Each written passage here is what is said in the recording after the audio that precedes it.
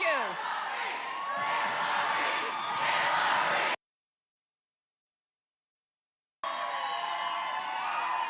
Did anybody see that debate last night? I have watched the campaign she's run and the intensity and the incredible passion that she brings to it. I'll tell you what, we sure could use her in Washington representing North Carolina. I want to thank all the elected officials who are here, and I want to do a special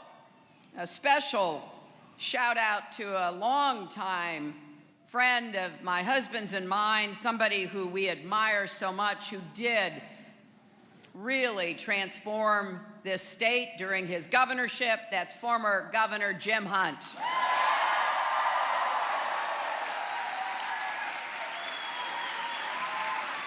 Now, there's a lot that I want to talk about today, but let me start with this, because you may or may not know, today is National Voter Registration Day. And you see some signs people are holding. I will vote. Now, that's not only a great sign that shows you're committed to vote, but it's a website. And you can go to iwillvote.com to make sure you are registered. And I hope you all will. And I hope you'll tell everybody that you know to do the same, because we want to make sure people are registered. And there is still time to get registered here in North Carolina. And I hope that you will. Because think about everything that's at stake in this election. Right here in North Carolina, the very mean-spirited, wrong-headed decision by your legislature and governor to pass and sign House Bill 2 has hurt this state. But more than that, it's hurt people.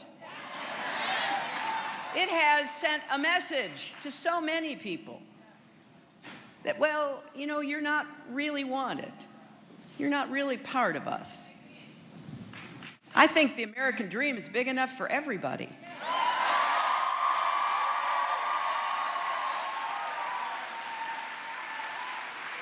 The other thing your governor and legislature did was everything they could to make voting harder for people. Now, they were pretty blatant about it. Make it harder for people of color. Make it harder for the elderly, and make it harder for the young.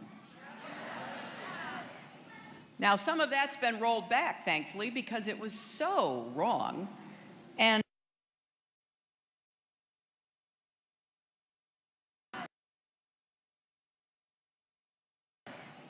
now, some of that's been rolled back, thankfully, because it was so wrong and constitutional.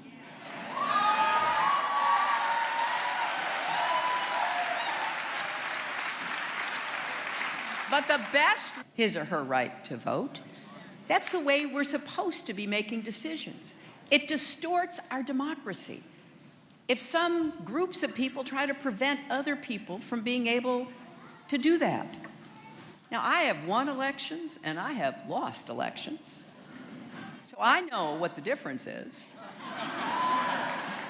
But I'll tell you this, I believe in what our founders established for us, to govern ourselves, to continue to widen the circle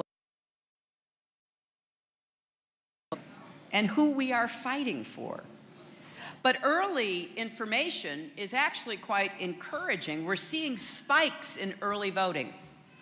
And we're seeing voting rates among African Americans, Latinos, and young people going up.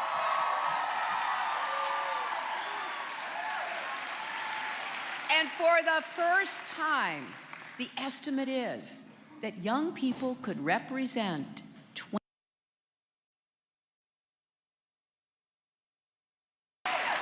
And I also got to convey my excitement about what we can do together. You see, I really think the central question in this election is what kind of country we want to be and what kind of future we want to build for our children and our grandchildren. I think about that a lot, in part because I started out working for the Children's Defense Fund. It's always been my passion about what we can do to help more kids live up to their God-given potential. And during this campaign, people have asked me, well, how did you get interested in that? And the simple answer is, my mother had such a neglected childhood. She was basically abandoned by her parents, sent to live with grandparents who didn't want her. By the age of 14, she was out on her own, working in a home, babysitting, keeping house. She was basically a maid. And when I think about my mother's own life and how she told me when I was old enough to understand how different her life was than the one that she created for me and my brothers, she would say she was so often saved by the kindness of other people. You know, we overlook the importance of just how we treat each other, the respect we show, the kindness, the love that we show. And I'm well aware that's not something you put necessarily on a campaign website, but I've been talking about it because I think we've got to reassert our fundamental connection to each other. You know, when my mother was in first grade, she never had any food. And her first grade teacher noticed that in those days they just brought food, you know, a little bag of food, and then they'd sit in the classroom and eat it, and my mother never had any food. And that first grade teacher noticed that and began to bring extra food, but without embarrassing her. She would say, you know, Dorothy, I brought too much food. Would you like this sandwich? Would you like this milk?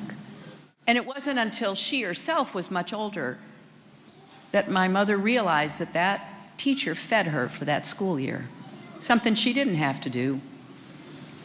But her love for her students, her recognition of a child who wasn't well taken care of, meant that she stepped in. And then when my mother worked as a maid, she really wanted to go to high school. She started working right before she would have been in high school because she had to get out of her grandparents' home. And the woman she worked for realized how much my mother wanted to go to high school. And so she said to her, if you get up early, it sounds like Christine getting up so early. If you get up early and you get your chores done, you can go to high school. And that's what my mother did for 4 years. She got up early, and then she literally had to run to get to high school. It sounds harsh, but not for my mom. She thought it was such a great gift of kindness that this woman gave her a place to live, gave her food to eat, gave her the chance to go to high school. So when I talk about us being stronger together, I'm not just talking about what our government needs to do. I'm talking about what each of us can do to contribute. We do need to make sure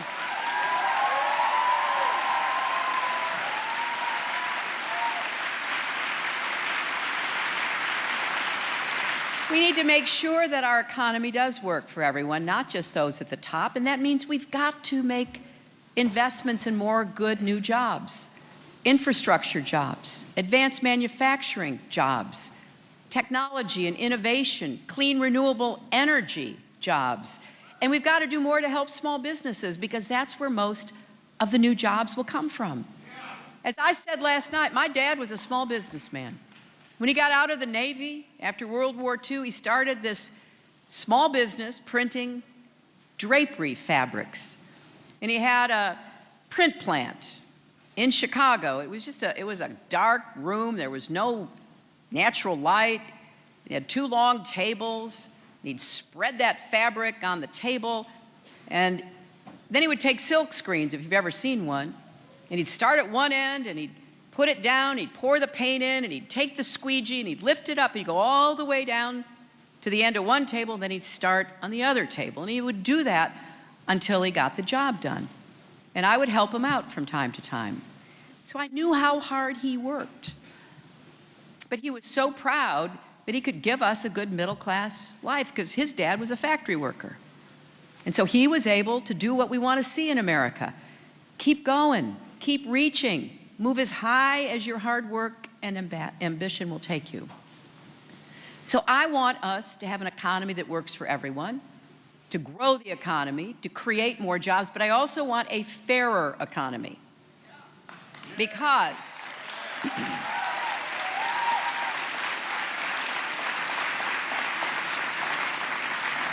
when you work hard, you should not be still in poverty at the end of the year. But if you are a minimum wage worker, if you work full-time minimum wage, you will make $15,000 a year. 2/3 of minimum wage workers are women, most of them with families to support. And I've talked to a lot of these women. Sometimes I'll be at a cafe, or sometimes I'll be in a store, and I'll just start talking to them. And they will tell me, it's one of the most humbling experiences about being out there talking to people, is that if you're open to it, folks will tell you what's on their minds and their hearts. So I've met women who are working 2 full-time minimum wage jobs to make enough to be able to support their kids. So we need to raise the national minimum wage, and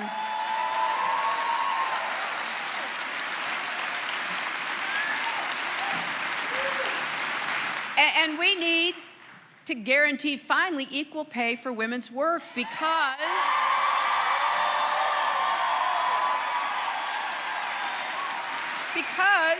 number one, it's fair. It's fair. And if your mother, your wife, your sister, or your daughter is working, don't you want to see her paid what she should be paid for the work she does?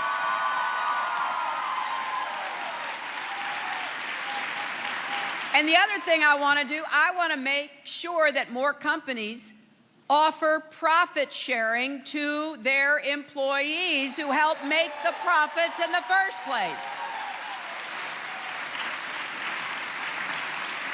It makes no sense to me that sharing in profits would only go to the top executives. I want more people in more jobs to realize the benefit of their hard work. And last night at the debate, one of my guests was Mark Cuban. Now, Mark Cuban, who is a real billionaire, by the way,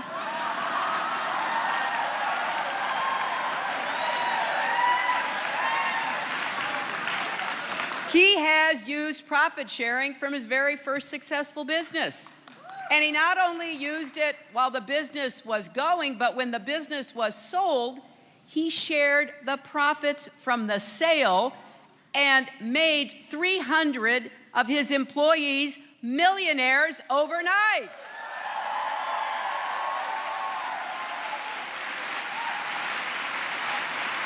Now, that's the kind of business leadership I want to hold up. Because what we've seen from my opponent is someone who his own campaign manager has said built a lot of businesses on the backs of the little guy. Stiffing people, dishwashers, painters, plumbers, architects, glass installers, marble installers, drapery installers across America. Some of them have come forward. You can go to our website. You can see their stories. It's heartbreaking. And as I said last night, I'm really glad my dad never had a contract with Donald Trump when he was running his small business.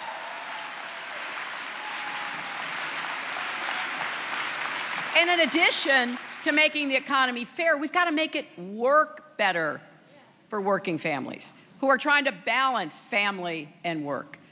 You know, it's really hard out there, isn't it?